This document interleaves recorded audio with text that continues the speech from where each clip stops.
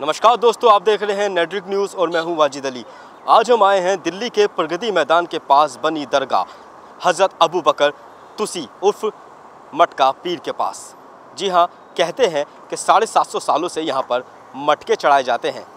आखिर क्या है इस मटके का राज? इस राज पे से आज हम पर्दा उठाएंगे। आया तेरे दर पर दीवाना, आया तेरे दर पर दीवाना।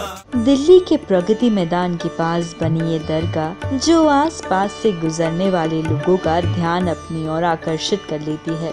आकर्षित करने की वजह भी वाजिब है, क्योंकि यहाँ पेड़ों और दुकानों पर रखे मटके सबको सोचने पर मजबूर कर देते हैं कि आखिर यहाँ इतने मटके क्यों रखे हैं, जबकि यहाँ तो कोई कुम्हार की दुकान भी नहीं है, यहाँ तो एक दरगाह है। तो चलिए नेटवर्क न्यूज़ के माध्यम से हम आपको बताते हैं कि इस दरगाह और मटके की कहानी आखिर है क्या।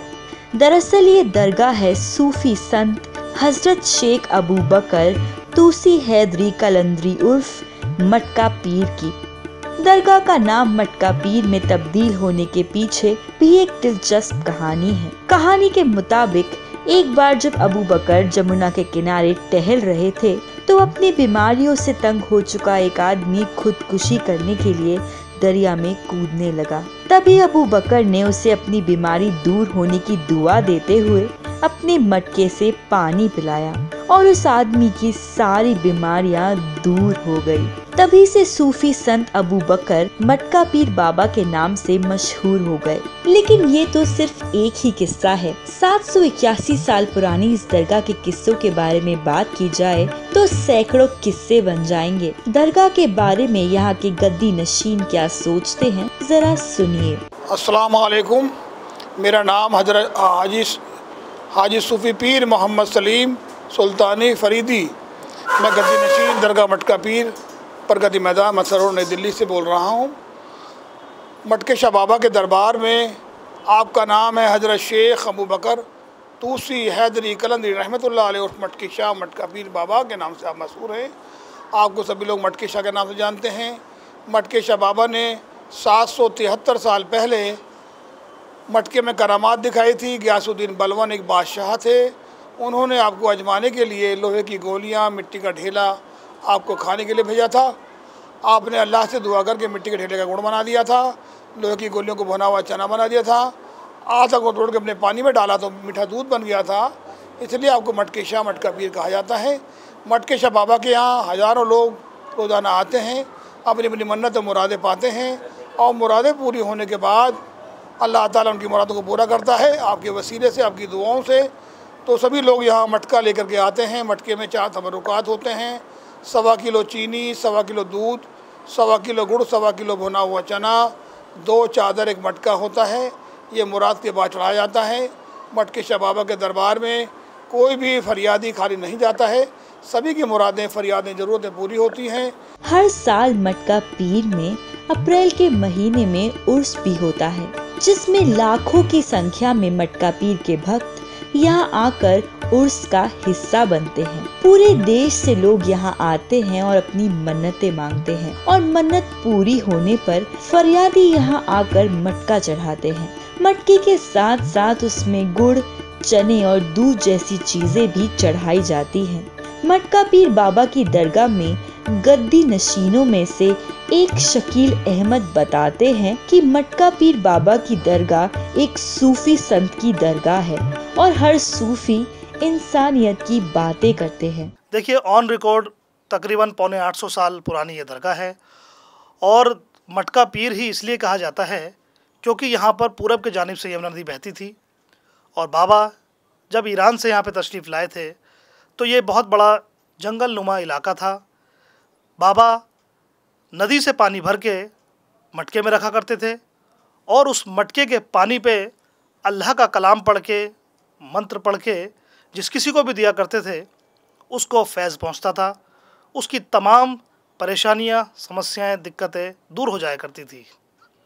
इसलिए आपको मटका पीर के नाम से जाना जाता है। देखिए, ऐसा कहीं से कोई एविडेंस नहीं मिला है कि मन्नत पूरी होने के बाद ही मटके चढ़ाए जाएं, लेकिन यह है कि एक शुरू से एक मान्यता चलती चली आ रही है कि जब यहाँ कोई आता है और अपनी मन्नत मांगता है बाबा से, और जब उसकी मन्नत पूरी हो जाती है तो रिचुअलिटी से ही ये चलता चला आ रहा है कि वो गुड़, चना, चीनी, दूध वगैरह यहाँ पेश करता है।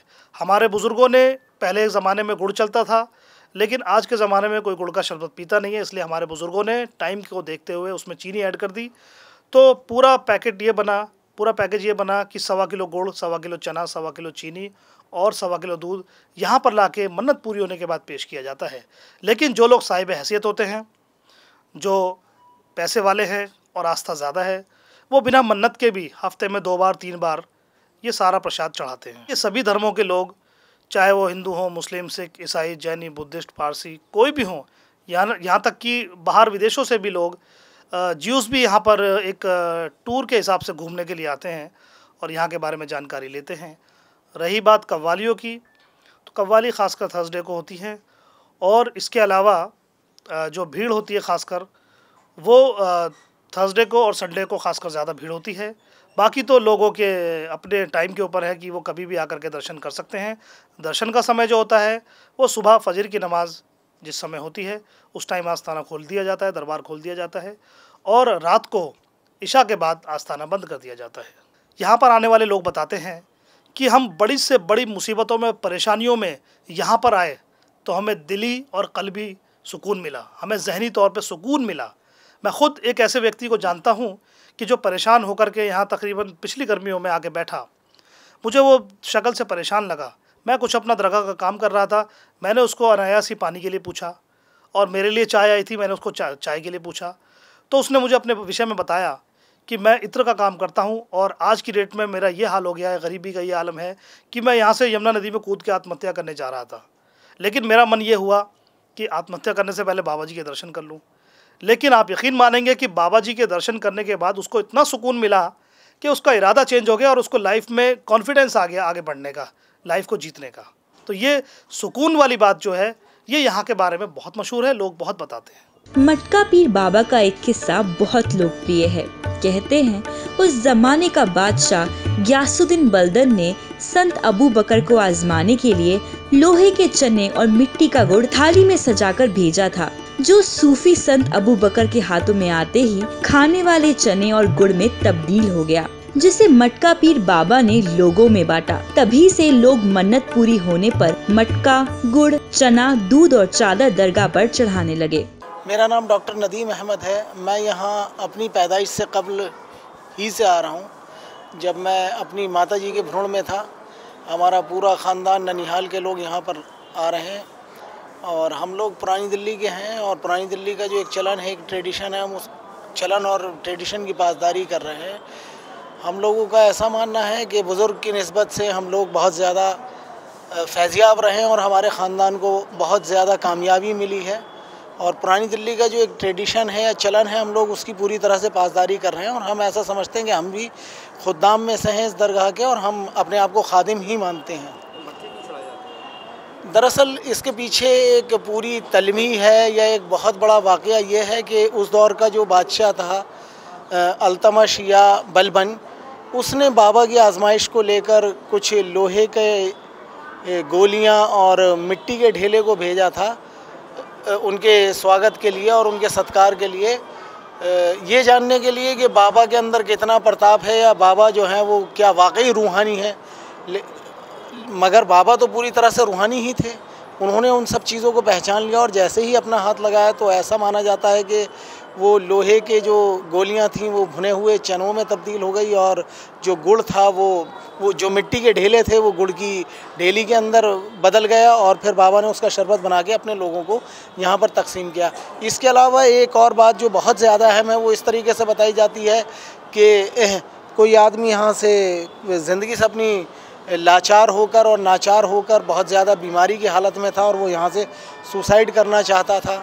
यहाँ पर जमुना बहती थी उस ज़माने में, तो बाबा ने उसे रोका और उसे अपनी शरण में ले लिया था और उसको शिफा का पानी पिलाया था।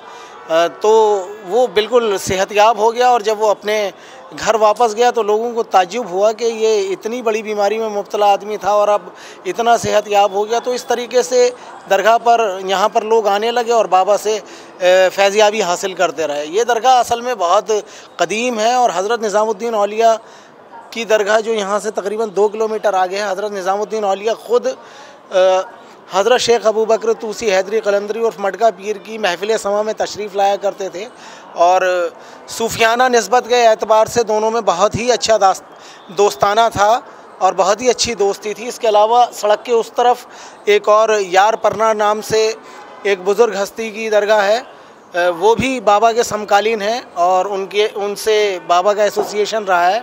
तो इस लिहाज से ये जो पूरा दरगाह का कैंपस है, आपने जिस तरीके से देखा होगा कि ये ऊंचाई के ऊपर है और दिल्ली में 2 या 3 ही दरगाहें ऐसी हैं जो ऊंचाई के ऊपर हैं। उसकी ख़ास वजह यह है कि ये एक बड़ी खानकाह थी और पीर फ़कीर हैदरी सिलसिले के ख़ास तौर पर जो बुज़ुर्ग हुआ करते हैं वो तन्हाई में और गोशा नशीनी में और आबादी से दूर अपने आप को रखते हैं, तो इसीलिए ये खानकाह थी और ये ऊंचाई के ऊपर थी, एक टीले के ऊपर थी और इसके बाएं तरफ यहाँ पर जमुना बहा करती थी। मटका पीर की दरगाह के पास ही उनकी माँ की मज़ार भी है।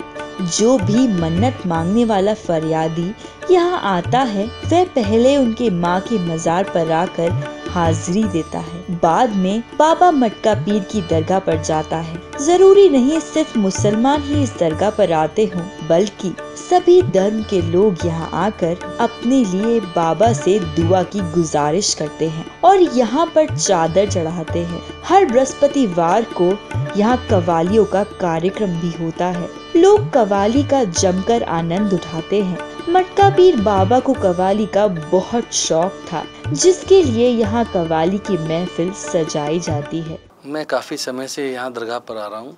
यहाँ पर पहली बार मैं अपने मित्र डॉक्टर नदीम के साथ दरगाह पर आया और यहाँ दरगाह पर आने के बाद मुझे दिल से बड़ा अच्छा लगा, शांति महसूस हुई और यहाँ एक अजीब सी एक रूहानी शांति मुझे महसूस होती है और मैं काफ़ी समय से यहाँ कंटिन्यू आता चला जा रहा हूँ। 781 साल पुरानी इस दरगाह के न जाने ऐसे और कितने राज होंगे जिन्हें दरगाह ने अपने अंदर समेटा हुआ है और लोगों की आस्था का प्रतीक बन चुकी इस दरगाह में आने वाले फरियादियों की संख्या भी लगातार बढ़ती ही रही है। लेकिन प्रशासन इस दरगाह की न जाने क्यों सुध नहीं लेता। मटका पीर पर होने वाला खर्च यहाँ के गद्दी नशीन लोगों से इकट्ठा किए जाने वाले चंदे से करते हैं। कहा जाता है लगभग 750 साल पहले भारत के पूर्व बादशाह बलबन ने बाबा को आजमाने के लिए एक मटके के अंदर लोहे के चने और इसी के साथ साथ मिट्टी का भेला भेजा था, जिसको बाबा ने भुने हुए चने और गुड़ के अंदर तब्दील करके सबको शरबत बनाकर यहाँ पर बांटा था, जिसके बाद यहाँ पर मटका चढ़ाने की प्रथा जो है वो शुरू हुई है। मटका इसलिए चढ़ाए जाते हैं जब लोगों की फरियाद यहाँ पर पूरी होती है तो फरियादी यहाँ पर आकर मटका चढ़ाता है। कैमरा पर्सन राजेश तिवारी के साथ वाजिद अली, नेटवर्क न्यूज़, दिल्ली। हमारे साथ जुड़े रहने के लिए हमारे YouTube चैनल को सब्सक्राइब करें, साथ ही बेल आइकन को दबाएं। नेटवर्क न्यूज़ की खबरें सबसे पहले देखने के लिए।